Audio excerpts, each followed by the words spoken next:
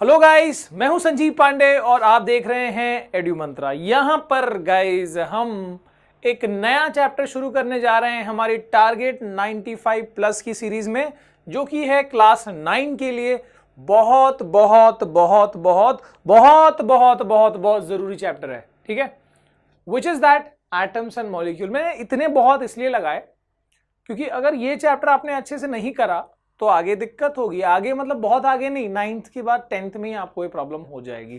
तो इसलिए थोड़ा सा ध्यान रखना है और थोड़ा सा ध्यान से इस चैप्टर को पढ़ना है।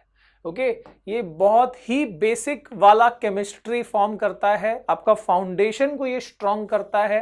तो बहुत जरूरी है कि इसको ढंग से आपको समझा जाए। ओके, तो सबसे पहले तो हम ये समझ लेते हैं सर कि एटम और मॉलिक्यूल के बीच में डिफरेंस क्या होता है। What is the difference between atom and molecule. ठीक है, अब मैं आपको एक छोटा सा एग्जांपल लेता हूं। आपको हाइड्रोजन पता होगा? अरे बोलो ना भाई, जोर से बोलो। हाइड्रोजन पता है तो बताओ। ठीक है, आपको ऑक्सीजन पता होगा,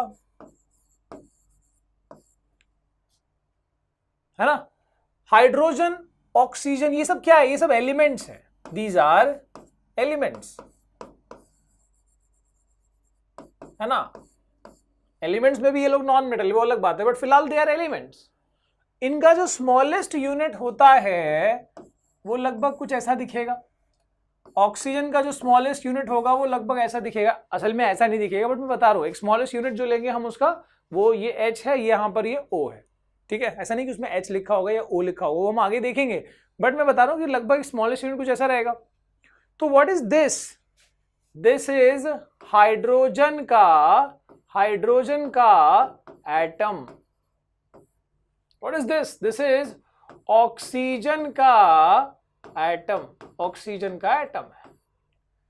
ठीक है, मतलब क्या है? मतलब एक बात मैं बता रहा हूं, एटम होता क्या है? एलिमेंट की जो स्मॉलेस्ट एंटिटी होती है, एलिमेंट की जो स्मॉलेस्ट एंटिटी होती है, यानी जो स्मॉलेस्ट पार्टिकल होता है एलिमेंट का, जिसके पास बिल्कुल वही प्रॉपर्टी है जो एलिमेंट का प्रॉपर्टी है। ठीक है, और डिटेल आपको समझ में आएगा, बट फिलहाल ये समझो कि कोई भी, जैसे मान लो मैंने ले लिया सोडियम। Sodium is element. ठीक है, Na उसका सिंबल है वैसे। सो what is this? This is sodium. ठीक है, तो सोडियम अगर मैंने मान लो ऐसे ले लिया यहां पर, तो जितने भी इसके छोटे छोटे छोटे मोटे तगड़े छोटे मोटे भाई, क्या क्यों कैसे ऐसे वैसे जैसे तैसे, जितने भी इसके छोटे छोटे लड्डू दिख रहे हैं वो क्या है? दे आर सोडियम का एटम्स। सोडियम के एटम्स। सो कोई भी एलिमेंट का स्मॉलेस्ट यूनिट जो होता है, जिसकी प्रॉपर्टी बिल्कुल उस एलिमेंट से मैच खाती है, उसको हम क्या कहते हैं? उसको हम एटम कहते हैं। सर मैं ऐसा क्यों बोल रहा हूं कि उसकी प्रॉपर्टी एलिमेंट से मैच खाती है? अब आप ये भी बोलोगे सर, क्योंकि आप थोड़ा बहुत पढ़ लेते हो ना 9th से पहले थोड़ा समझ लेते हो, तो ये कहोगे कि स्मॉलेस्ट क्यों? एटम के अंदर भी तो इलेक्ट्रॉन प्रोटॉन होता है, तो इलेक्ट्रॉन प्रोटॉन स्मॉलेस्ट हुआ। लेकिन आपको ये बात बता दूं कि वो इलेक्ट्रॉन या वो प्रोटॉन को देख के आप बता नहीं सकते कि वो उस एलिमेंट का है, क्योंकि उसकी प्रॉपर्टी सोडियम से मैच नहीं करेगी। इसका इलेक्ट्रॉन का प्रॉपर्टी सोडियम से मैच नहीं करेगा। वो इलेक्ट्रॉन प्रोटॉन न्यूट्रॉन का कॉम्बिनेशन जो बनता है ना, जितने इलेक्ट्रॉन्स है जितने प्रोटॉन्स है, वो सब मिला के जो कॉम्बिनेशन बनता है ना, वो प्रॉपर यहाँ पर क्या रहता है? वो इस, जैसे यहाँ पर ये सब के सब जितने भी एटम्स है, सबके पास इलेक्ट्रॉन प्रोटॉन है, बट उनका कॉम्बिनेशन कुछ ऐसा बना हुआ है कि वो सोडियम के लिए प्रॉपर बने हैं। ठीक है, काफी मैं डीप में चला गया, आपको बाहर निकालूंगा और फिर से एकदम बेसिक से बताऊंगा आगे। ठीक है, सो एटम फिलहाल क्या है? एलिमेंट का स्मॉलेस्ट एंटिटी, याद रखो। वैसे मॉलिक्यूल क्या होता है? मॉलिक्यूल जो है वो कंपाउंड का स्मॉलेस्ट एंटिटी होता है। Again confuse? So let us take an example of compound. मैं आपको एलिमेंट और कंपाउंड का डिफरेंस तो पता है, हमने पिछले चैप्टर्स में पढ़ा हुआ है। ठीक है, सो मान लो कि हम यहां पर एक कंपाउंड लेते हैं। फॉर एग्जाम्पल आई टेक, सबसे बेस्ट क्या लेते हैं अपन? वाटर। वाटर इज H2O, है ना? वाटर क्या है? H2O है। तो मान लो एक गिलास में लिया तुमने पानी, का लिया है? गिलास में पानी लिया है, कुछ और नहीं लिया है। तो ये जो पानी है उसका जो पार्टिकल है, उन पार्टिकल्स को थोड़ा ध्यान से देखो। देखो जितने भी पार्टिकल है उनको ध्यान से देखो, तो तुमको वहां दिखेगा कि उसमें हर पार्टिकल में 2 हाइड्रोजन और 1 ऑक्सीजन है। ठीक है, so every particle is H2O। तो देख सकते हो कि इस H2O के जो यहां पार्टिकल दिख रहा है, इसमें 1 ऑक्सीजन एटम है और 2 हाइड्रोजन एटम है, मतलब 1 से ज्यादा एटम से के कॉम्बिनेशन से ये बना हुआ है। तो 1 से ज्यादा एटम जब ऐसे बॉन्डिंग बना लेते हैं, बॉन्ड करके, और ये नई चीज जो बनाते हैं, इसको क्या कहते हैं? इस कॉम्बिनेशन को, where more than 1 atoms are chemically combined, this combination will be called what? इसको हम कहेंगे मॉलिक्यूल।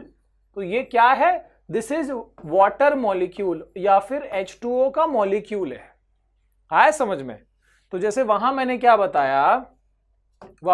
बताया कि एलिमेंट्स के स्मॉलेस्ट एंटिटी को हम एटम कहते हैं, और वही एटम जब कंबाइन हो जाते हैं तो वो क्या बनाते हैं? मॉलिक्यूल। तो यानी क्या?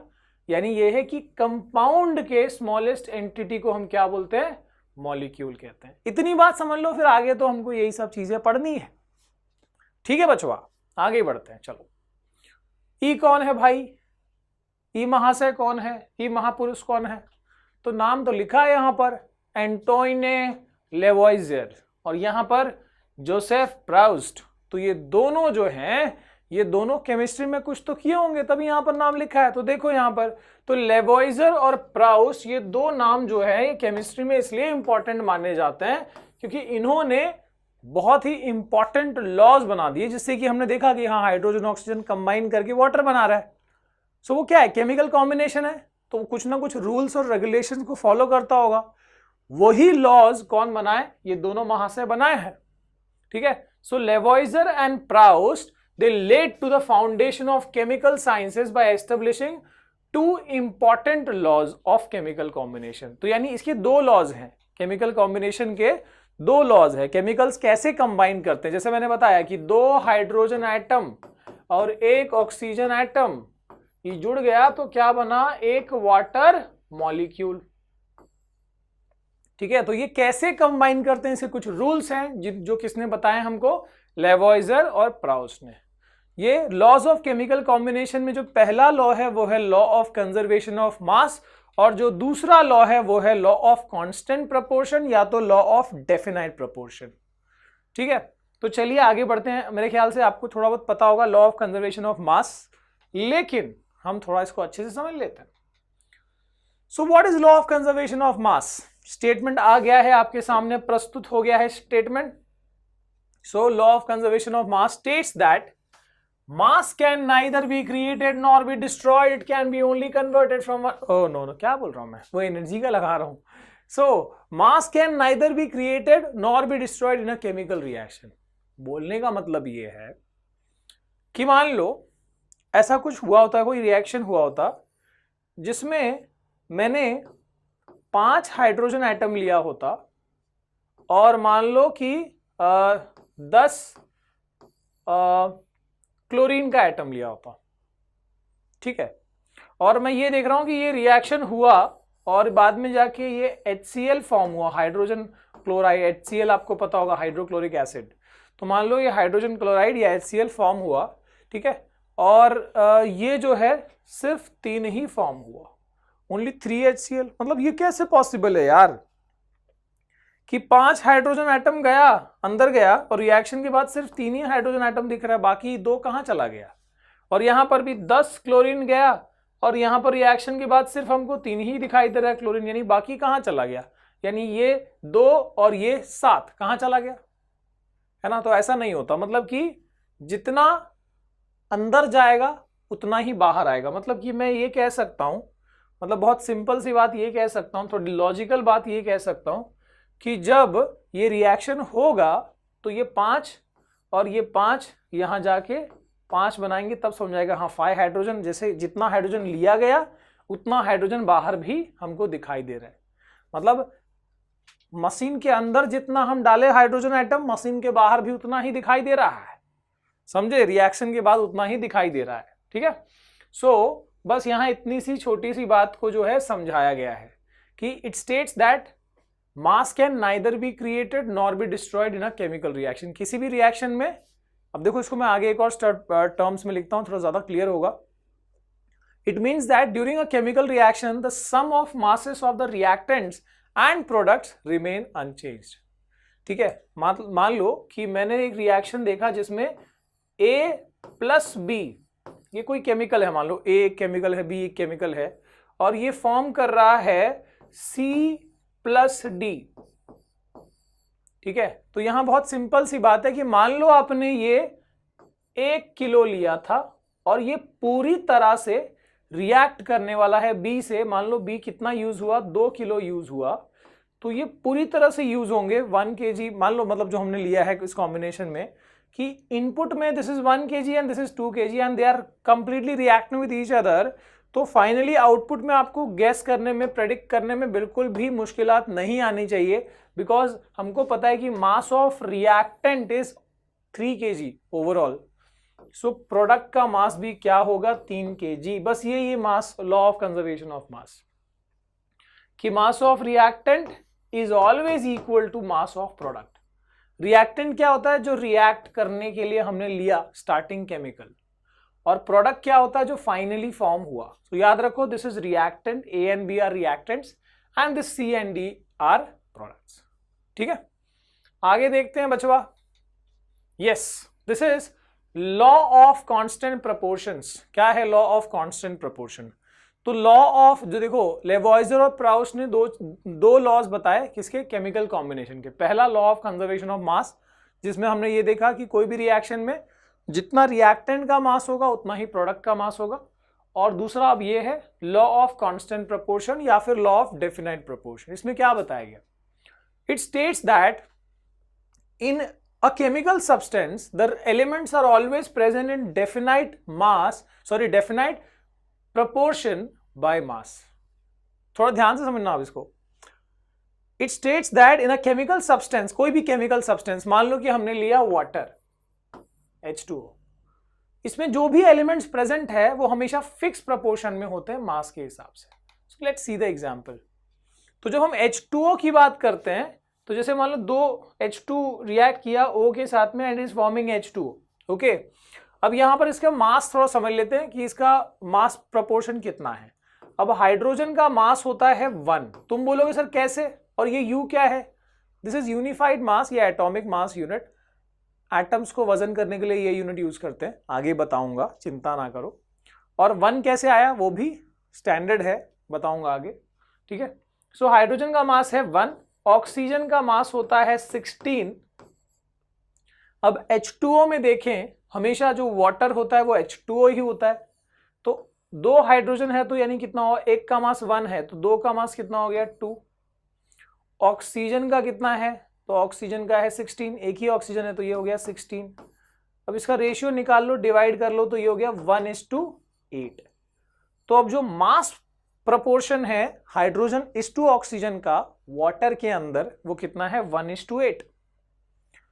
तो यहां पर लॉ में क्या बताया गया है कि तुम दुनिया के किसी भी कोने से पानी की कोई भी बूंद ले लो, उसमें से कोई भी वाटर मॉलिक्यूल उठा लो, उसका जो मास प्रोपोर्शन है वो हमेशा 1:8 ही होगा. ठीक है, ऐसा कभी नहीं होगा कि मान लो अपने गटर का पानी निकाल के और उस पानी में H2O का जो H और O का प्रोपोर्शन देखा मास वाला, वो 1:5 आ गया, 1:2 आ गया, ऐसा नहीं होगा. That will always B this 1:8. ठीक है, देखो एटम के नंबर के हिसाब से रेशियो कितना है, हाइड्रोजन 2 एटम्स है और ऑक्सीजन 1 एटम है, तो 2:1 ये एटॉमिक नंबर के हिसाब से. बट हम जो रेशियो लिखते हैं वो मास के हिसाब से बताते हैं, तो मास के हिसाब से 1:8 है. ठीक है, अब ये मैं बता रहा हूं जो मैं एग्जैक्टली आपको यहां पर, ठीक है, वही चीज बताया गया कि चाहे आप बर्फ का पानी, बर्फ में से पानी ले लो, या फिर नदी का पानी ले लो, या समुद्र का पानी ले लो, इन सब में जो हाइड्रोजन रेशियो ऑक्सीजन का जो मास होता है दैट इज फिक्स 1:8. ठीक है, कहीं से भी, चांद पे भी पानी मिल गया, अगर पानी है तो वो जो रेशियो है दैट इज फिक्स. वही बताया गया कि इन एनी केमिकल सब्सटेंस, यानी in any molecule, the elements that are present, they will always be in definite proportion by mass. यार इससे सिंपल अगर कोई बता देना तो मुझे बता देना। ठीक है, आगे देखते हैं। अच्छा, so the mass ratio is fix 1:8, we can see yes mass ratio is fix. ठीक है, मजाक कर रहा हूं भाई, तुम्हारे टीचर्स बहुत बढ़िया पढ़ाते हैं, आई नो, काफी स्कूल में है टीचर्स जो बहुत दिल से पढ़ाते हैं, उन सभी टीचर्स को मेरा सल्यूट। ठीक है, अगर कोई टीचर देख रहा हो तो सभी को रिस्पेक्ट। ठीक है, और काफी टीचर्स ऐसे होते हैं जो कोशिश कर रहे हैं अपने आप को इम्प्रूव करने की, तो I always respect such teachers. Okay, ये बहुत ही जबरदस्त प्रोफेशन है भाई, बस दिल से करते जाओ। आगे है जॉन डेल्टन। कौन है भैया ये डेल्टन साहब? Let's see. Dalton's atomic theory provided an explanation for the law of conservation of mass and the law of definite proportion। तो जो लॉ लेवॉइजर एंड प्राउस्ट ने बनाए उसको थोड़ा सा और आयाम दिया, थोड़ा सा और एक हाइट पे ले गए डेल्टन साहब। डेल्टन बाबू ने क्या क्या बताया वो बताया गया है डेल्टन्स एटॉमिक थ्योरी के अंदर। So let's see that Dalton's atomic theory. क्या बताया गया कि जितने भी मटेरियल्स है, all matter is made up of very tiny particles called atom. कोई भी मैटर हो जो उसका टाइनी पार्टिकल है उसको हम क्या कहते हैं? उसको हम एटम कहते हैं। ठीक है, अच्छा, atoms are indivisible, invisible, indestructible part of matter. अब यहां पर तरीके से क्या लिखा गया? Atoms are invisible particles which can not be created और destroyed in the chemical reaction. समझ रहे हो ना कि एटम को ना तो हम क्रिएट कर सकते हैं कि भैया ये एटम आ गया, हाइड्रोजन प्रकट हो गया, ऐसा नहीं होगा, और ना ही हम किसी रिएक्शन में उसको डिस्ट्रॉय कर सकते हैं कि हाइड्रोजन था, ऐसे दबाया खत्म हो गया। बलून थोड़ी है वो। ठीक है, उसका एग्जिस्टेंस तो रहेगा ही।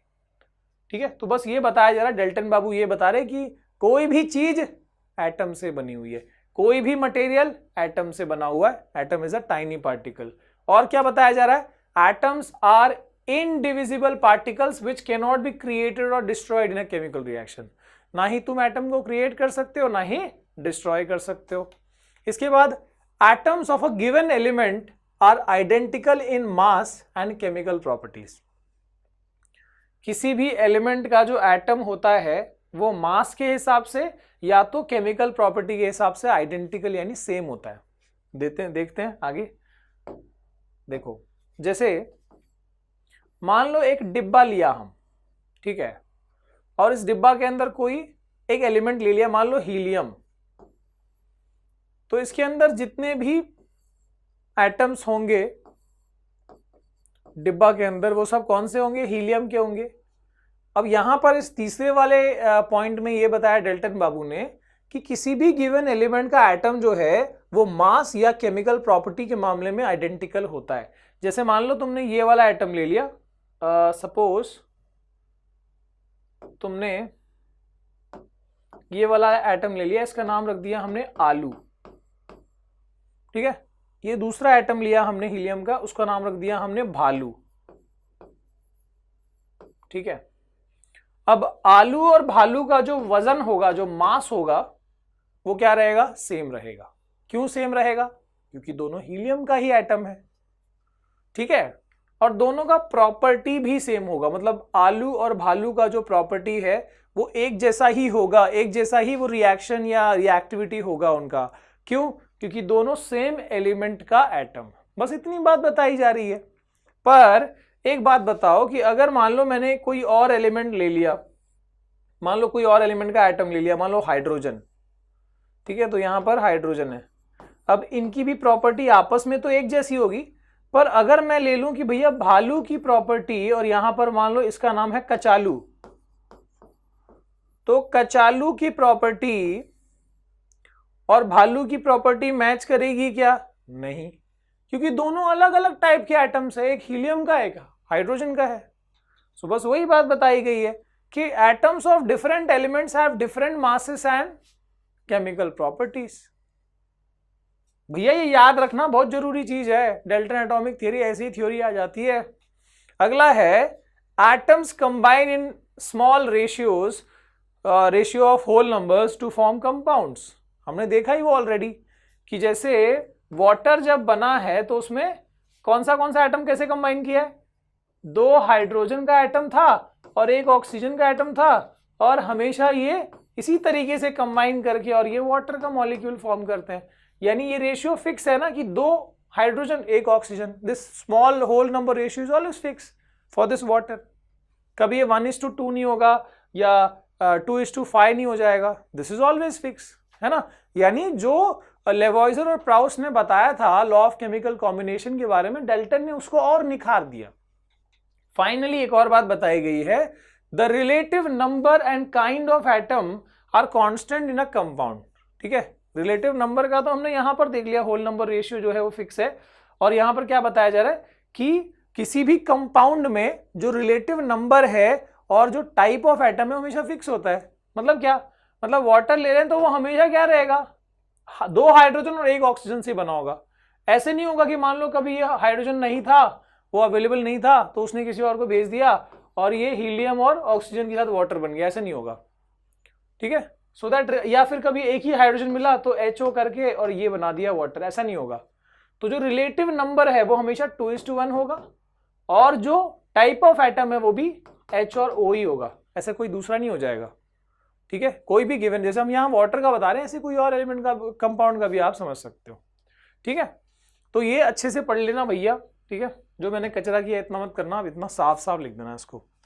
आगे देखते हैं, तो हमने लॉ ऑफ केमिकल कॉम्बिनेशंस पढ़ लिए, law of conservation of mass क्या बताया गया था वहां पर, in any chemical reaction the reactant का mass is always equal to product का मास। दूसरा क्या था, लॉ ऑफ डेफिनाइट प्रोपोर्शन या कांस्टेंट प्रोपोर्शन, जिसमें यह बताया गया कि कोई भी कंपाउंड जो होता है उसमें एलिमेंट्स का जो मास रेशियो है दैट इज फिक्स। ठीक है, वो जो प्रोपोर्शन है वो क्या रहता है, फिक्स होता है।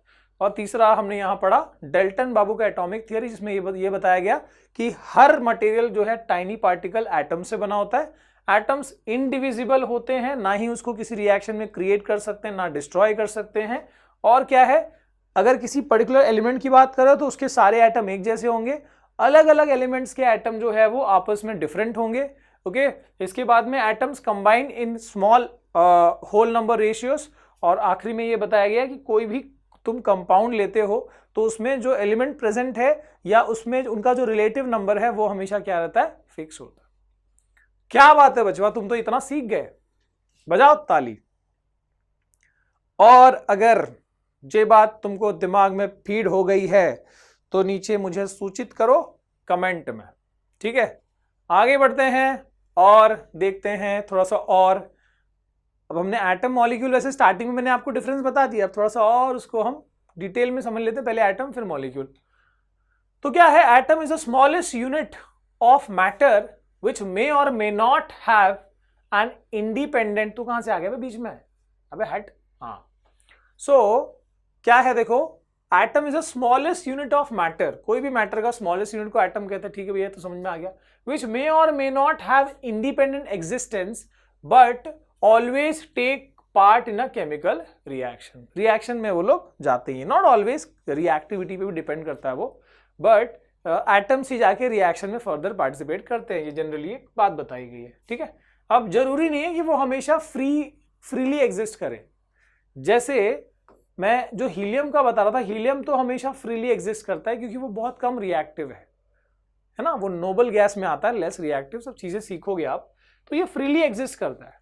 लेकिन अगर वहीं हम हाइड्रोजन की बात करें तो ये बहुत ही रिएक्टिव है कमबख्त। तो ये क्या करता है, ये अपने ही जैसे दूसरे एटम के साथ कंबाइन कर लेता है और फिर ये एक्चुअली H के फॉर्म में नहीं होता, फिर ये H2 फॉर्म में होता है। तो कुछ एटम फ्रीली एग्जिस्ट करते हैं जैसे हीलियम, कुछ एटम कंपाउंड मतलब आपस में ही कंबाइन होकर इस तरीके से एग्जिस्ट करते हैं।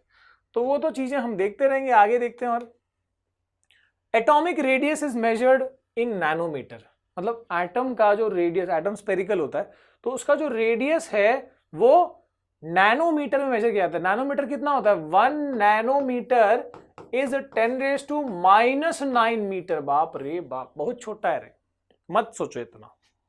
अच्छा, इसके बाद symbol of atoms of various element, अलग अलग एलिमेंट का जो एटम्स का सिंबल है वो देख लो। जैसे कुछ एलिमेंट का जो सिंबल है वो एक अल्फाबेट से बता दिया जाता है, कुछ एलिमेंट का सिंबल 2 अल्फाबेट से बता दिया जाता है, लेकिन पहला अल्फाबेट हमेशा कैपिटल होता है। जैसे हाइड्रोजन का जो है वो H है सिंबल, ठीक है, हाइड्रोजन का सिंबल है H और एल्यूमिनियम का है Al। तो देखो पहले इसमें एक ही अल्फाबेट यूज हुआ है तो कैपिटल है, इसमें क्या है दो अल्फाबेट यूज हुए हैं इसके सिंबल। ऐसा नहीं कि आप अपने हिसाब से कुछ भी ले सकते हो कि मैंने कभी A ले लिया, ऐसा नहीं है, वो स्टैंडर्ड है, वो याद रखना होगा, ठीक है। एल्यूमिनियम का है Al, तो पहला लेटर तो कैपिटल होगा ही, लेकिन अगर दूसरा लेटर यूज हुआ है तो दैट विल बी स्मॉल, समझ गए। पहला letter will always be capital, अगर सेकेंड यूज हुआ है तो दैट विल बी स्मॉल, ठीक है। ऐसा नहीं कि आप कभी एल्यूमिनियम को ऐसे लिख देना Al, अनपढ़ की निशानी है ये, टीचर चमाट देता है। आगे देखते हैं, symbol of some element that are formed from first letter of the name and a letter appearing letter in the name. मतलब जैसे यहां पर जिंक को Z से नहीं रिप्रेजेंट किया गया, ना ही ZI से, जिंक को रिप्रेजेंट किया गया है ZN से। अब देखो पहला लेटर कैपिटल है और दूसरा लेटर जो है यहां पर देखो, दूसरा अल्फाबेट वो सेकेंड वाला नहीं थर्ड वाला लिया गया। तो ऐसा हो सकता है कि एलिमेंट का सिंबल जो है वो अंदर के लेटर्स को यूज करके बने, पर ये रूल हमेशा है कि पहला कैपिटल होगा और अगला यूज हुआ तो दैट विल बी स्मॉल। और क्लोरीन का देखो CH नहीं है, क्लोरीन का है Cl, पहला कैपिटल दूसरा स्मॉल, ठीक है। तो ये आपको सब कम से कम जो मेन वाले हैं वो तो पढ़ लेने, शुरू के 20 तो अच्छे से पढ़ लेने, ठीक है। आयन का होता है, देखो कुछ ऐसे एलिमेंट्स भी होते हैं जिनका जो सिंबल होता है केमिकल सिंबल, वो उनके नॉर्मल नाम से नहीं बनता, वो उनके लैटिन, जर्मन या फिर ग्रीक नेम से बनता है, या बेसिकली कहो तो उनके साइंटिफिक नेम से बनता है। जैसे आयन का साइंटिफिक नेम है फेरम, तो इसलिए आयन का सिंबल है Fe, फेरम, ठीक है। सोडियम का है नाट्रम, ठीक है, या नाट्रियम होता है वो, सो नाट्रियम से आया Na, इसलिए मैंने आप शुरू में भी सोडियम का सिंबल Na लिखा, ठीक है। फर्स्ट कैपिटल सेकेंड स्मॉल, याद रखें। एंड पोटेशियम का है केलियम या कालियम, इसके लिए के, कालिया कालिया कालिया। इसके बाद है टिन का स्टैनम Sn, गोल्ड का ऑरम Au, ये गोल्ड का है। सिल्वर का अर्जेंटम Ag, मर्क्यूरी का हाइड्रार्जिनम सो Hg, ठीक है। मुझे आप टंगस्टन का बताओगे कमेंट करके, टंगस्टन का, ठीक है। आगे बढ़ते हैं बच्चा लोग और हम देखते हैं एटॉमिक मास के बारे में। सो एटॉमिक मास को मैंने बताया था, एटॉमिक मास को मेजर करते हैं, एक सिंबल दिखाते हैं, या तो U लिखा जाता है या तो AMU लिखा जाता है। What is that? AMU का फुल फॉर्म है एटॉमिक मास यूनिट, या अगर U लिख रहे हो बात एक ही है, उसको आप यूनिफाइड मास कह सकते हो। सो एटम्स को वजन करने के लिए तुम किलोग्राम ये सब यूज नहीं कर सकती, ये बहुत बड़े हैं किलोग्राम, एटम तो बहुत छोटा है यार। तो उसको मेजर करने के लिए, उसके मास को मेजर करने के लिए हमको एटॉमिक मास यूनिट जैसी छोटी यूनिट लेनी होती है, ठीक है। It is a standard unit to measure atomic and molecular masses, okay. अब 1 AMU कितना होता है? 1 AMU is approximately equal to, approximately you बोल दो, it is equal to 1.67 10⁻27 kg। लगभग यही मास जो है एक प्रोटॉन या एक न्यूट्रॉन का अप्रोक्सीमेटली यही होता है, मास ऑफ 1 प्रोटॉन या मास ऑफ 1 न्यूट्रॉन, ठीक है, वो ये है। एंड नहीं बोल रहा मैं, और बोल रहा हूं।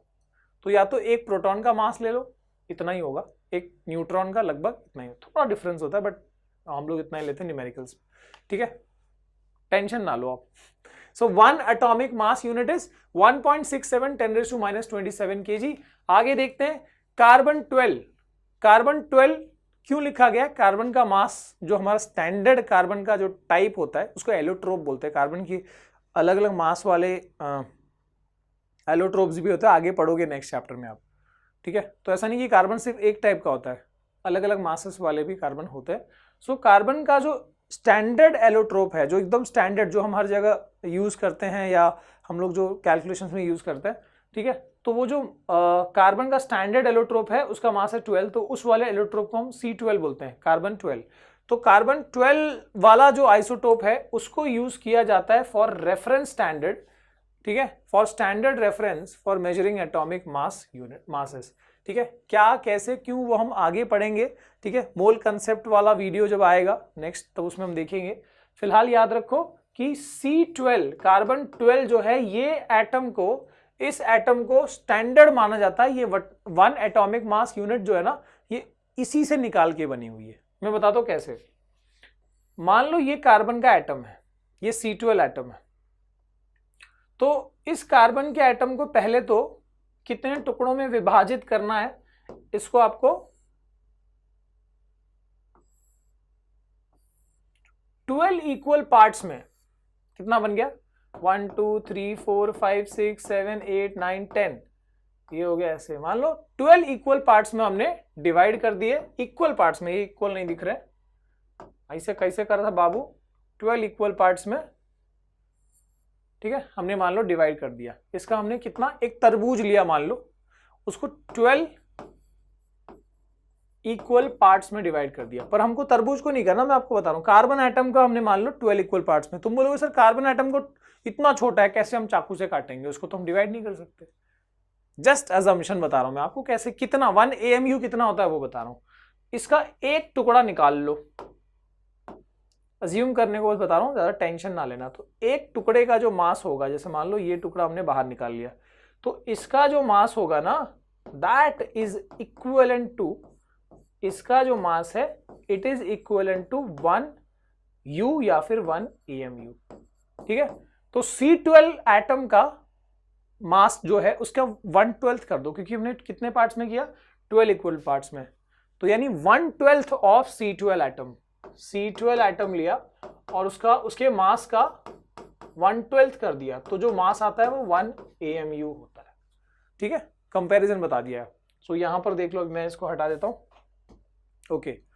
सो 1 atomic mass unit is a mass equal to 1/12 of mass of C12 atom. Sir क्यों कार्बन का एटम को इतना इंपॉर्टेंस दिया हमने, दूसरा एटम को क्यों नहीं लिया? सो बहुत, उसके पीछे बहुत साइंस है। पहले सबसे हल्का हाइड्रोजन होता है, तो हाइड्रोजन से शुरू किया गया, चेक किया गया, उसके बाद अगला जो था हीलियम से चेक किया, तो बाकी सब में क्या आता था ना, बाकी सब से कंपेयर करते थे ना, तो मतलब कंपैरिजन में फिर 1 AMU अगर हम लेते हैं, समझो कि मैंने हाइड्रोजन के मास को 1 AMU लिया और उससे मैं बाकी मासेस को मेजर कर रहा हूं, तो वो सब पॉइंट्स में, डेसिमल में आते थे। लेकिन ये जो स्टैंडर्ड लिया गया ना, इसमें बहुत काफी हद तक ये बहुत सटीक वैल्यू आती थी, ओके, इसलिए इसको सेलेक्ट किया। तो यहां पर देखो अब कुछ एटॉमिक मासेस, बिकॉज हम रिलेट करने वाले ना, हम कार्बन के 1/12 मास से कंपेयर करते हैं हर एक एटम को, मास को, इसलिए हम कभी कभी एटॉमिक मास ना बोल के हम रिलेटिव मास बोलते हैं, relative atomic mass. So hydrogen का मैंने देखो शुरू में 1 लिया था, सो हाइड्रोजन का है 1, you can say that hydrogen का mass is 1 atomic mass unit.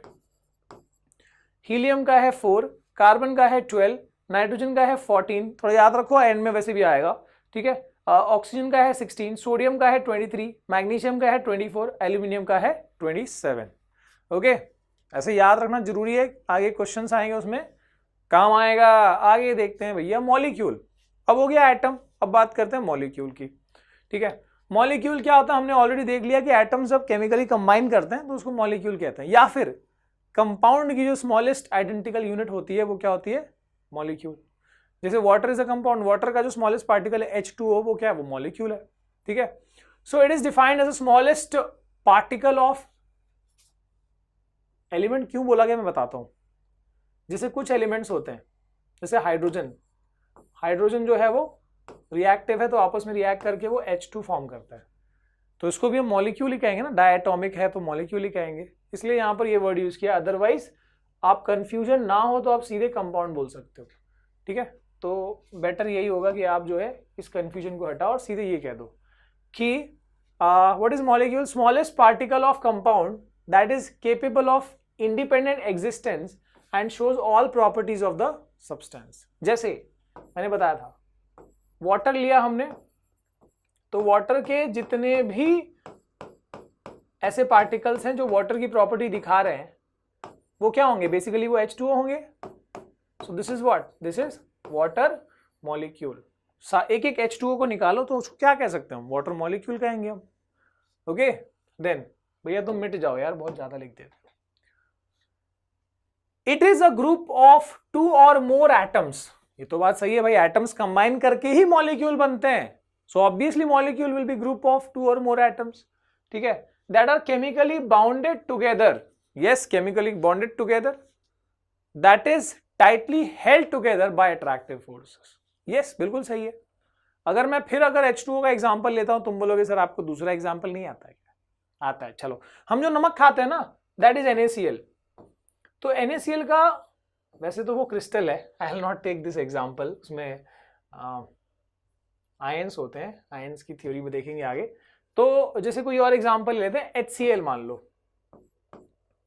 तो HCl जो है, हाइड्रोक्लोरिक एसिड में HCl जो है, उसमें देखो क्या बोला था यहां पर, मोर देन वन एटम से बना. तो यहां पे देखो, ये H का एटम, ये Cl का एटम है, जो केमिकली कंबाइंड है और जो आपस में बॉन्ड से जुड़े हुए हैं. ओके, अब देखते हैं आगे. Molecules of element, the molecules of N, अब देखो एलिमेंट, जैसे मैंने बताया था हाइड्रोजन H2 फॉर्म में रहता है, तो एलिमेंट्स भी आपस में मॉलिक्यूल बना लेते हैं. Molecules of element are constituted by same type of atom. देखो अब यहां पर एग्जांपल दिखते हैं. जैसे हीलियम तो फ्रीली एग्जिस्ट करता है, लेकिन हाइड्रोजन आपस में कंबाइन करके H2 बना लिया. ऑक्सीजन भी दो एटम्स कंबाइन करके O2 बना लेता है. हम काफी टाइम लिखते हैं O2, मोटू नहीं बोलना. क्लोरीन और क्लोरीन बन गया Cl2. ये सब डायटोमिक है. देखो ये मोनो एटोमिक है. मोनो एटोमिक क्यों? कि एक ही सिंगल एटम में फ्रीली एग्जिस्ट करता है. ये डायटोमिक क्यों है? डाय मतलब टू, एटोमिक यानी दो एटम कंबाइन कर गए. This is also diatomic, this is also diatomic. लेकिन ओजोन की बात करें, ओजोन पता होगा तुमको, जो हमको अल्ट्रावायलेट रेज से बचाता है. ओजोन भी एक्चुअली ऑक्सीजन ही है. तीन ऑक्सीजन एटम कंबाइन होकर ओजोन बनाते हैं. अल्ट्रावायलेट रेज से बनता है वो काम, मतलब अल्ट्रावायलेट रेज ही बनाता है उसको बेसिकली. बहुत बड़ी थ्योरी, बहुत बड़ी नहीं, हम 10th में पढ़ लेंगे उसके बारे में. ओके, ऐसे सल्फर की बात करें तो सल्फर कितने एटम्स आपस में जुड़ जाते हैं, ऐसा बना लेते हैं S8. फॉस्फोरस की बात करें तो फॉस्फोरस 4, P4. तो इस तरीके से यहां पर एटॉमिसिटी जो है, हीलियम की कितनी है? 1 है. हाइड्रोजन की कितनी है? 2 है. ऑक्सीजन की कितनी है? 2 है. क्लोरीन की 2 है. ओजोन की 3 है. सल्फर की 8 है. एटॉमिसिटी का मतलब क्या है? कितने एटम्स उसके फ्री स्टेट में, मतलब उसके जो एग्जिस्टिंग स्टेट है, नेचुरल स्टेट में, कितने एटम्स वो बेसिकली आपस में जोड़ के रखता है. तो यहां पर जैसे 2 एटम्स, इधर भी 2 एटम्स, इधर भी 2 एटम्स. तो what is the atomicity of hydrogen? 2. Atomicity of oxygen 2. That of sulphur 8. तो ये एटॉमिसिटी हुआ. ठीक है. तो यहां पर मोनो एटॉमिक, ये सब मोनो एटॉमिक है ना, mono atomic. This is diatomic, ये ट्राई एटॉमिक. ठीक है, तो वो यहां पर बताया गया. ओके, तो वो चेक कर लेना इसमें. देन आगे मॉलिक्यूल्स ऑफ कंपाउंड्स. कंपाउंड्स के जो मॉलिक्यूल्स है उसमें क्या है? Atoms of different element join together in definite proportion to form molecules of compound. जैसे कि वाटर इज अ कंपाउंड, इसमें दो अलग अलग एटम्स है. हमने अभी देखा वो क्या था? एलिमेंट्स का मॉलिक्यूल्स है. यहाँ कंपाउंड्स का है. हाइड्रोजन ऑक्सीजन दो अलग अलग एटम्स है, यहाँ पर क्या बने? मॉलिक्यूल्स बने. ओके, तो जैसे यहाँ पर वाटर इज क्या है? वाटर क्या है? H2O. ठीक है. अमोनिया क्या होता है? NH3. कार्बन डाइऑक्साइड क्या होता है? CO2. ओके, कार्बन मोनोऑक्साइड क्या होता है? CO.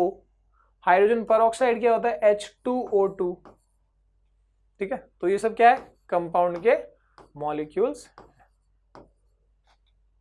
ओके, देख लो यहां पे HCl, वाटर. अब बात करते हैं आयंस की. हमने एटम्स देख लिया, मॉलिक्यूल्स देख लिया, अब आयंस कहां से आ गया सर? आयंस क्या होता है? So compounds compose of metals and non metals contain charge species. ठीक है, the charge species are known as ions. तो थोड़ा सा मैं आपको बताता हूं, थोड़ा लॉजिक में देखना. आयंस क्या होता है? जैसे कि अगर कोई भी एटम,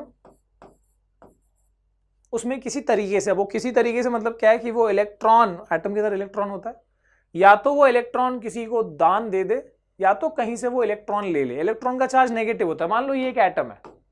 सिंपल सी बात, ये सब छोड़ो, सिंपल सी बात देखो कि दिस इज एटम. अब मान लो, वैसे तो एटम न्यूट्रल होता है. न्यूट्रल यानी कि उसके जितने पॉजिटिव चार्ज होते हैं उतने नेगेटिव चार्ज होते हैं, तो ओवरऑल चार्ज 0 रहता है. अगर मान लो इस एटम ने कहीं से इलेक्ट्रॉन मंगा लिया, इलेक्ट्रॉन होता है नेगेटिव चार्ज का, तो अगर इसने कहीं से इलेक्ट्रॉन मंगा लिया तो इसका चार्ज क्या हो जाएगा? पहले तो ये 0 चार्ज था, न्यूट्रल था, लेकिन अब इलेक्ट्रॉन मंगा लिया तो क्या हो गया? नेगेटिव हो गया, नेगेटिव चार्ज आ गया.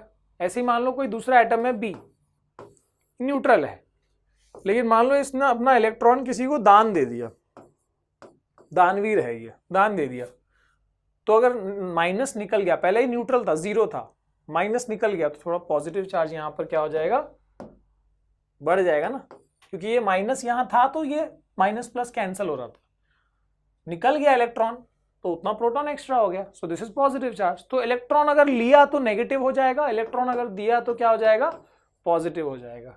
तो ऐसे चार्ज्ड एटम को, सिर्फ एटम नहीं, ग्रुप ऑफ एटम भी हो सकता है, लेकिन अगर कोई एटम या कोई मॉलिक्यूल में अगर किसी तरीके से चार्ज आ गया तो उसको हम क्या बोलते हैं, उसको हम आयन कहते हैं। अगर पॉजिटिव चार्ज आया तो कैटायन, देखो ये पॉजिटिव का ये याद रखो, पॉजिटिव चार्ज आ गया तो कैटायन, अगर नेगेटिव चार्ज आ गया तो एनायन, याद रखना। तो आयन जो है वो क्या है, चार्ज एटम या चार्ज मॉलिक्यूल, लेकिन आप लिखना नहीं इस तरीके से, कोई भी एटम अगर किसी तरीके से इलेक्ट्रॉन ट्रांजैक्शन की वजह से वो चार्ज आ गया तो वो आयन बनेगा, इलेक्ट्रॉन लूज किया तो पॉजिटिव चार्ज, कैटायन कहते हैं उसको, ऐसे आयन को। अगर इलेक्ट्रॉन गेन किया उसने तो नेगेटिव चार्ज, एनायन कहेंगे। और जरूरी नहीं कि सिर्फ एक ही इलेक्ट्रॉन, एक से ज्यादा भी लूज या गेन कर सकता है। अगर मान लो किसी एटम ने 2 इलेक्ट्रॉन लूज कर दिए, 2 इलेक्ट्रॉन लूज कर दिए, तो इसके पास कितना चार्ज आएगा, जैसे 1 लूज किया तो 1 प्लस चार्ज आएगा, 2 लूज किया तो 2 प्लस चार्ज आएगा, 3 लूज किया तो 3 प्लस चार्ज आएगा। ऐसे ही 2 गेन किया, 2 इलेक्ट्रॉन गेन कर लिया तो क्या हो जाएगा, मान लो x, इसने 2 इलेक्ट्रॉन गेन कर लिया तो 2 माइनस चार्ज आ गया। मान लो y, इसने 3 इलेक्ट्रॉन गेन कर लिया तो कितना आ गया, 3 माइनस चार्ज आ गया। तो इस तरीके से आयंस में भी चार्ज हो सकते हैं, चाहे वो 1 हो, 2 हो, 3 हो, प्लस हो या माइनस हो। बस ये याद रखना, पॉजिटिव आयन को हम कैटायन कहते हैं, नेगेटिव आयन को एनायन कहते हैं। ठीक है, an ion is a charge particle and can be negative और कैन बी नेगेटिवली और positively charged. A negative charge ion is called anion, positive charge ion is called cation. Ion may consist of single charge atom और group of atom, ठीक है। तो एक single atom भी हो सकता है उसमें जिसके पास चार्ज है, या ग्रुप ऑफ एटम भी हो सकता है जिसके पास नेट ओवरऑल चार्ज है। ठीक है, a group of atom carrying charge is called polyatomic ion. नाम से समझ में आ रहा है, जैसे मान लो Na प्लस, ये तो एक ही एटम है जिसके पास चार्ज है, तो ये पॉलीएटॉमिक नहीं हुआ। लेकिन मान लो मैं लिखता हूं H3O प्लस, तो ये ग्रुप ऑफ एटम है जिसके पास चार्ज है, तो इसको हम पॉलीएटॉमिक कहेंगे क्योंकि एक से ज्यादा एटम है।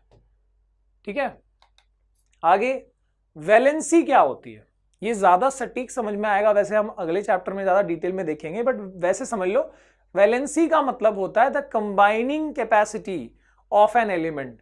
कोई भी एलिमेंट कितना ज्यादा रिएक्ट करने की उसके अंदर कैपेसिटी है। एलिमेंट्स जो रिएक्टिव, मतलब बेसिकली कोई एलिमेंट अगर रिएक्ट नहीं करेगा तो वो नोबल, वो स्टेबल है, पर नॉर्मली जो होते हैं ज्यादातर एलिमेंट्स क्या होते हैं, वो अनस्टेबल होते हैं। पर वो कितने अनस्टेबल हैं, कितने रिएक्ट करने की एबिलिटी है, उसको हम क्या बोलते हैं, उस कंसेप्ट को हम वैलेंसी कहते हैं। Valency can be used to find out how the atom और atom of the element will combine with the atom of another element to form chemical compound, है ना। तो वैलेंसी वाले कंसेप्ट से ही हमको पता लगता है कि कोई भी एलिमेंट का एटम जो है वो किसी दूसरे एटम के साथ कितनी विगरसली रिएक्ट करना चाहता है, वो इसी से पता लगता है। इसके बारे में ज्यादा डिटेल में हम पढ़ेंगे आगे के कंसेप्ट्स में। ठीक है, अब यहां पर राइटिंग केमिकल फॉर्मूलाज। अब देखो ये टेबल आपने अगर पढ़ा नहीं, अगर ये टेबल टेक्स्ट बुक का है एनसीईआरटी का, अगर आपने ये मिस कर दिया तो आप 10th में फिर मेरे पास आओगे, परेशान होके आओगे। तो इसको अच्छे से पहले रट लगा लेना। तो रटने का मतलब ये नहीं बस लगे हुए हैं, थोड़ा दिमाग से सोच समझ के इसको याद करोगे, और क्योंकि इसी से आपके फॉर्मूलाज बनेंगे। ये सब चीज कुछ नहीं दी होगी आपके पास, सीधा दिया रहेगा कि हाँ what is the formula of calcium carbonate. हमको तो पता ही नहीं फॉर्मूला कैसे बनता है, तो इसके लिए आपको यहां से देखो, ये वाला हमेशा पॉजिटिव होता है, ये नेगेटिव, तो इसको पॉजिटिव में खोजा करो। कहां है कैल्शियम, तो देखो यहां है कैल्शियम Ca2+, उठा के डाल दिया यहां पर सीधे, कैल्शियम होता है Ca2+। अगर आपने पढ़ा होगा तो याद होगा। कार्बोनेट नेगेटिव, कहाँ है कार्बोनेट नेगेटिव, ये देखो कार्बोनेट क्या है CO3 2-। टेक्स्ट बुक में चेक करना, अगर क्लियर नहीं है तो आप टेक्स्ट बुक में चेक कर सकते हो, ठीक है। This is CO3 2-। अब क्या होगा, अब नंबर्स को अपोजिट साइड में भेज दो, ये इधर, इसका 2 यहां आ गया और इसका 2 यहां पर आ गया, ठीक है। अच्छा, तो इसका फॉर्मूला क्या बनेगा, Ca2CO3 ट्वाइस। सर ये बनेगा क्या, नहीं। अब यहां क्या ये कैंसल हो सकते हैं, डिवाइड हो सकते हैं आपस में, कहां हो सकता है ना, 2 1 जा, तो फॉर्मूला क्या बन गया, CaCO3। सिंपलेस्ट रेशियो में लिखना होता है उसको, ठीक है। सर ये प्लस और माइनस कहां चला गया, उसको नहीं यूज करना होता, वो तो चार्ज दिखा रहा था, वो कंबाइन हो गया, ये दिखा, तो बस हमको देखना है, प्लस पहले लिख दिया माइनस बाद में लिख दिया, उसके लिए। बाकी तो हमको फिर साइन को नहीं भेजना, सिर्फ नंबर को, साइन वहां दिखेगा ही नहीं बाद में, फाइनली साइन को यूज नहीं करना उसमें, ठीक है। अब मान लो कि और कोई है, जैसे कि और लिखते हैं, और कई सारे, मैं आपको एग्जांपल देता हूं। मान लो कि हम लेते हैं magnesium hydroxide, magnesium hydroxide, magnesium का क्या है, मैग्नीशियम का है Mg2+, so this is Mg2+। यही तरीका है, याद रखोगे तो काम आएगा अभी भी और 10th में भी। और हाइड्रोक्साइड कहां है, हाइड्रोक्साइड कहां गया रे, किधर भाग गया, यहां पर है देखो, OH-, मतलब यहां ऑक्सीजन भी है हाइड्रोजन भी है माइनस, ठीक है। तो कुछ नहीं है, तो मतलब 1 है। अब 2 को यहां भेज दिया, 1 को यहां भेज दिया, तो क्या फॉर्मूला बनेगा, तो फॉर्मूला बन गया Mg1, 1 लिखने की क्या जरूरत है, मत लिखो, और OH2 को यहां लाना है। पर अगर मैं 2 को सिर्फ ऐसे लिख दूं तो वो 2 सिर्फ हाइड्रोजन का हो गया, जबकि ये दोनों पार्टनर्स हैं, दोनों को मिलना चाहिए, है ना, दो अलग अलग एलिमेंट, इसलिए ब्रैकेट लगाऊंगा मैं 2। तो इसको कैसे प्रोनाउंस करेंगे, इसको बोलेंगे MgOH twice, this will be pronounce as MgOH twice, ठीक है। आगे देखते हैं, जैसे मान लो मुझे लिखना है अमोनियम सल्फेट, अमोनियम सल्फेट, तो अमोनियम का होता है, कहां गया, अमोनियम का होता है किधर रे, यहां पर नहीं है, तो यहां पर ऐड कर लो आपने, यहां पर है, अमोनियम का है NH4+, NH4 ऊपर है प्लस, ठीक है। तो ये नंबर नहीं आएगा इधर, प्लस का मतलब सिर्फ 1 ही है, ठीक है। ये NH4 मतलब 4 हाइड्रोजन बता रहा है ना। और सल्फेट का है, सल्फेट का है SO4 2-, SO4 2-, ठीक है। तो अब ये 1 इधर आएगा और ये 2 इधर आएगा, तो ये बन गया NH4 और 2, मतलब ये पूरे ग्रुप को जा रहा है, इसलिए ब्रैकेट लगाओगे, सो NH4 ट्वाइस ऐसे बोलेंगे, 40 रूपये लिख देना, मत लिख देना, NH4 ट्वाइस, और ये SO4 के साथ 1 आ रहा है, 1 तो ऐसे रहने दो ना, तो 1 तो अंडरस्टूड है ना। So the formula of ammonium sulphate is NH4 twice SO4, okay. तो ये आप अगर अच्छे से नहीं पढ़ोगे तो फिर गड़बड़ होता रहेगा। वैसे इसके लिए और डिटेल में बहुत सारे एलिमेंट्स का मैंने एग्जांपल लिया हुआ है, एक वीडियो देखोगे आप यूट्यूब पर, बस टाइप कर देना how to make chemical formula Edu Mantra, बढ़िया से डिटेल वाली मिल जाएगी, चेक कर लेना। आगे देखते हैं मॉलिक्यूलर मास कैसे बनाते हैं, ठीक है।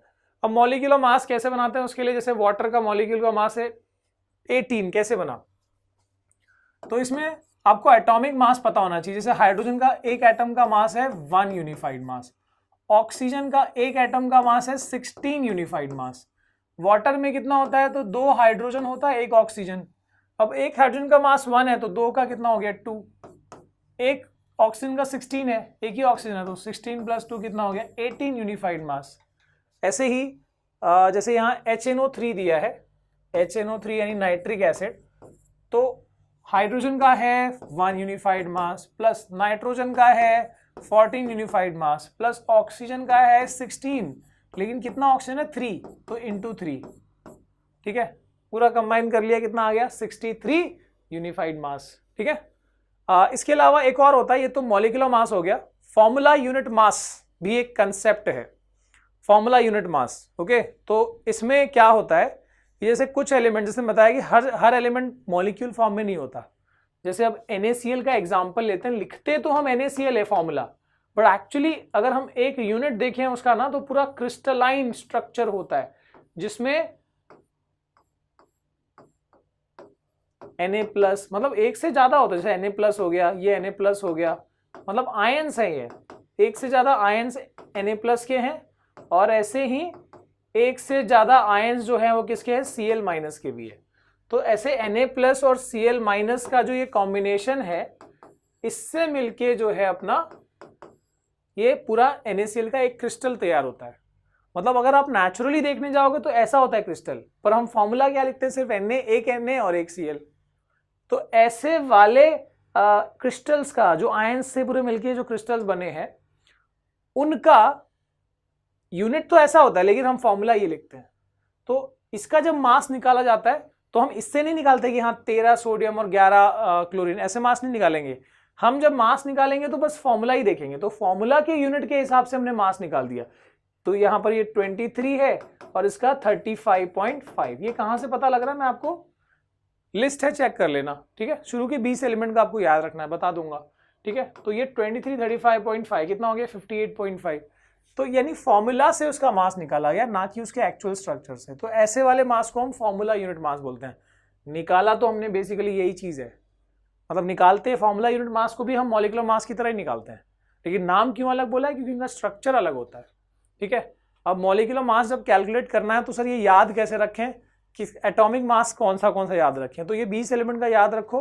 हाइड्रोजन का 1 एटॉमिक मास याद रखना है, एटॉमिक नंबर तो 1 से 20 है, एटॉमिक नंबर 1 से 20 है, हमको मास से मतलब है। हाइड्रोजन का मास है 1, हीलियम का है 4, लिथियम का है 7, बेरिलियम का है 9, बोरॉन का है 11, कार्बन का है 12, नाइट्रोजन 14, ऑक्सीजन 16, फ्लोरीन 19 और सोडियम है 20, ठीक है। सॉरी, नियॉन है 20, सोडियम है 23, मैग्नीशियम है 24, एल्यूमिनियम है 27, सिलिकॉन है 27, फास्फोरस है 31, सल्फर है 32, क्लोरीन में लिखा था 35.5, आर्गन है 40, पोटेशियम है 39 और कैल्शियम है 40। देखो आर्गन और कैल्शियम का सेम है। ऐसे वाले को, ऐसे एलिमेंट्स को जिनका मास सेम रहता है, एटॉमिक नंबर्स अलग होते हैं, इनको क्या बोलते हैं, दे आर कॉल्ड आइसोबार्स, ठीक है। ये क्या है, ये अपन अगले चैप्टर में पढ़ेंगे, चिल रिलैक्स। वैसे इस चैप्टर का सबसे मेन चीज है मोल concept, that will be done next time, ठीक है। अभी फिलहाल के लिए मैं आपको कुछ एक आध होमवर्क दे देता हूं जिसमें आप मॉलिक्यूलर मास निकालोगे कुछ मॉलिक्यूल्स के, जैसे कि H2SO4, जैसे कि क्या है, ये सल्फ्यूरिक एसिड है। NaOH, जैसे कि K2SO4, ठीक है। तो ये सब निकालोगे आप, ये 3 का तो निकाल के बता देना कमेंट में, ठीक है। And mole concept is very important, बच्चों को बहुत ज्यादा डाउट भी होगा उसके अंदर, तो वो अलग से उसका वीडियो क्रिएट करूंगा। सबसे पहले कि ये जो एवोगैड्रो नंबर है, मोल कंसेप्ट आया यहीं से, एवोगैड्रो नंबर Na से रिप्रेजेंट करते हैं, इसकी वैल्यू क्या होती है वो थोड़ा वो याद कर लो पहले तो। So this Avogadro number is equal to 6.022 into 10⁻23। ये है एवोगैड्रो नंबर का वैल्यू, 6.022 इंटू 10⁻23। इसको अच्छे से याद कर लो, मतलब कोई कंफ्यूजन नहीं होना चाहिए, इसको याद कर लो आप, ठीक है। और अगर ये नंबर याद हो जाए तो ही, अभी पॉज कर लो, याद कर लो, दिमाग में फिट कर लो, रट्टा जिसको हम कहते हैं, तो ये फिट हो जाए तो आगे बढ़ते हैं, ठीक है। सो this Avogadro number, this is a constant, इसका वैल्यू है 6.022 10⁻23। अब इसका मतलब क्या होता है, इसका मतलब अगर हम नंबर में इसको एक एक्सपैंड करके लिखें तो इट इज 6, और देखो 23 जीरो है, 3 तो यहीं पर शिफ्ट कर लेता हूं, 1 2 3 मतलब 23 में से 3 यहां पर आ गया, 3 हमने एडजस्ट कर लिया, और कितने यहां पर जीरोज आएंगे, 3 तो हट गया ना, 20 जीरोज और 1 2 3 4 5 6 7 8 9 10 और 10 लगा दो, 1 2 3 4 5 6 7 8 9 10। तो ये है एवोगैड्रो नंबर या एवोगैड्रो कांस्टेंट की वैल्यू। एक सिंपल सी बात, ये एक नंबर है, प्योर नंबर है, इसमें कोई यूनिट नहीं लगेगी, दिस इज प्योर नंबर। एक सिंपल सी बात, अगर मैं कहता हूं कि 1 पेयर ऑफ शू, 1 पेयर का मतलब कितने होते हैं? 1 पेयर का मतलब होता है 2 यूनिट्स होते हैं, 2 यूनिट्स होते हैं ना। एक जोड़े जूते में कितने होते हैं? 2 जूते होंगे ना, है ना, 1 पेयर। ऐसे ही व्हेन आई से 1 डजन, तो एक डजन बनाना जब हम कहते हैं तो उसमें कितने बनानास होते हैं? 12, है ना। 1 डजन का मतलब 12 यूनिट्स। वैसे ही उसी ग्राउंड पे जब कहा जाए 1 मोल, जब एक मोल, जनरली हम बनाना या जूते या चीजों के लिए नहीं करते हम, this is done for number of atoms, molecules, ions या इलेक्ट्रॉन्स, मतलब हम उस लेवल की बात कर रहे हैं। एटॉमिक लेवल पे ये चीजें ऐसे हम यूज करते हैं, एटॉमिक और मॉलिक्यूलर काउंट को यूजुअली बताने के लिए हम, क्योंकि देखो ना, एक छोटा सा, इतना सा, अगर आपने मान लो कोई जैसे मान लो सोडियम ले लिया, इतना सा, तो उतने से सोडियम में कितने एटम्स होंगे सोडियम के? या एक चम्मच में आपने पानी ले लिया, एक स्पून में पानी ले लिया, उसमें कितना H2O मॉलिक्यूल होगा? तो बहुत बड़ा नंबर होता है वो। तो इसलिए हम ना उसको नंबर ऑफ मोल्स के हिसाब से उसको रिप्रेजेंट करते हैं, क्योंकि एक मोल जो होता है ना, एक mole is equal to this 6.022 10⁻23 units. अब इसका मतलब क्या हुआ, पहले तो आप थोड़ा सा सिंपल तरीके से समझो इसको, ठीक है। पहले से ही कॉम्प्लिकेट नहीं करना है इसको, है कुछ नहीं है, कुछ भी नहीं है ये, ठीक है। आप जब 11th में पढ़ोगे ना, 9th में हो अभी, 11th में जब आप पढ़ोगे तो लगेगा यार क्या था ये, कुछ भी नहीं था ये, ठीक है। बट अभी ध्यान से आपको सिस्टम से समझना चाहिए इसको, ओके। तो व्हेन आई से 1 मोल, तो 1 मोल का मतलब इतने यूनिट्स, अगर तो मतलब इसका मतलब कि मैंने बताया ये एटम्स और मॉलिक्यूल्स के होते हैं, जनरली हम लेते हैं इसको। सो व्हेन आई से I have 1 mole of sodium atom, 1 mole of sodium atom, यानी कितने सोडियम एटम्स हुए? कितने सोडियम एटम्स हुए? 1 मोल ऑफ सोडियम एटम का मतलब हुआ 6.022, और 20 बार 0 लगाओ तो सीधे ऐसे लिख दो ना, 6.022 इंटू 10⁻23 सोडियम एटम्स। सोडियम का सिंबल तो Na है, पता होगा, तो इतने सोडियम के एटम्स हुए। कोई भी चीज का 1 मोल ले लो, ये प्योर नंबर है, उसकी वैल्यू यही है, ठीक है। व्हेन आई से 1 मोल ऑफ वाटर मॉलिक्यूल, है ना, पानी के मतलब H2O ही होता है ना। सो 1 मोल ऑफ वाटर मॉलिक्यूल्स, यानी कितने वाटर मॉलिक्यूल्स? सिंपल है सर, इसमें कोई टेंशन की बात नहीं है। 6.022 10⁻23 वाटर मॉलिक्यूल्स। आ गई बात समझ में? इतनी समझ लो पहले, बाकी चीजें बहुत आसान है। इसके बाद व्हेन आई से 1 मोल ऑफ, क्या ले ले, जो भी तुम बोलो, 1 मोल ऑफ Na+ आयन, कोई भी ion, molecule, atom, molecule, ion, कुछ भी ले लो, ठीक है। सपोज मैंने लिया 1 mole of carbon atoms, ions ले लो, कुछ भी ले लो, फर्क नहीं पड़ता, ठीक है। सपोज मैंने लिया कार्बन एटम्स, कितने कार्बन एटम्स हुए सर? 6.022 10⁻23 carbon atoms. सर और क्या? कुछ भी ले लो यार तुम, हाइड्रोजन एटम ले लो, नाइट्रोजन एटम ले लो, कार्बन डाइऑक्साइड मॉलिक्यूल ले लो। 1 मोल का मतलब